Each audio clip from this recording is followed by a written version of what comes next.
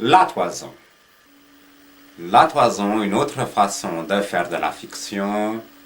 La toison, un roman multimédia. La toison, une œuvre à tiroir. Qu'est-ce? Bonjour, je suis Barnett, le roi de la fête, votre nouvel attaché culturel. Comme il semble que nous ayons tous présent à l'oreille le sens caché des phonèmes composant la première syllabe du mot culturel, je ne reviendrai pas outre mesure sur la question. Intéressons-nous plutôt au sous-texte du titre de l'épisode d'aujourd'hui, habilement dissimulé dans un jeu de mots aisé à saisir pour le cinéphile moyen ou l'amateur de musicals anglo-saxons. Quel rapport avec la malheureuse Creusa, couramment appelée Glauce, héroïne de l'opus qui nous réunit ce soir? Malheureusement aucun. L'auteur aura beau tenter de démêler sous nos yeux un écheveau de liens réflexifs qui vont du trouble anxieux de la petite enfance à l'aspiration au mariage et à la vie normée qui en découle, nous serons restés hermétiques à un entrelac fallacieux qui n'a d'élaboré que la complexité d'indices tirés par les cheveux et saupoudrés aléatoirement, pareil au sucre glace échappant de la paume du maladroit, stressé par la préparation de son goûter d'anniversaire. Ainsi, nous serons éventuellement remarqués, en ayant soin de ne pas nous y attarder, la proximité orthographique qui relie Creusa, prononcée à la façon latine, et le sigle résumant à lui tout seul les États-Unis d'Amérique. Ils n'ont d'ailleurs malheureusement rien à voir avec notre propos, si ce n'est le puritanisme endémique propre à ces contrées lointaines.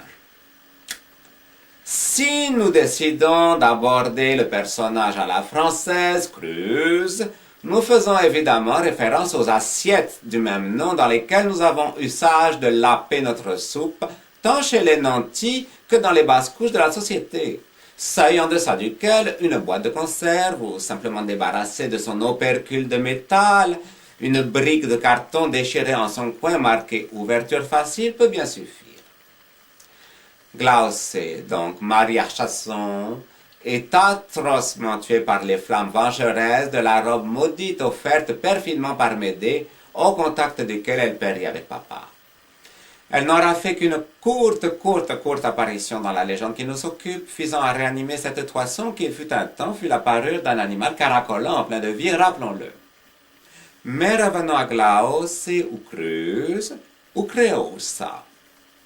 Sa beauté naïve aura su au travers des siècles obtenir notre attention, la rapprochant ainsi du petit Apsyrtos, jeune frère de la monstrueuse magicienne, qui aura lui aussi fait les frais d'une boucherie dont nous ne pouvons que déplorer l'abondance dans cette lamentable histoire, d'ambition malsaine et très peu digne de la dramaturgie morale qu'on peut attendre d'un service public.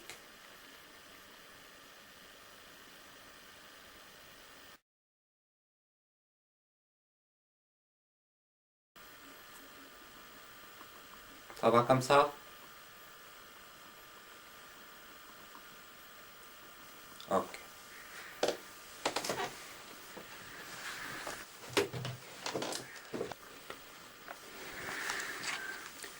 J'arrête. C'est là, hein? Je suis là.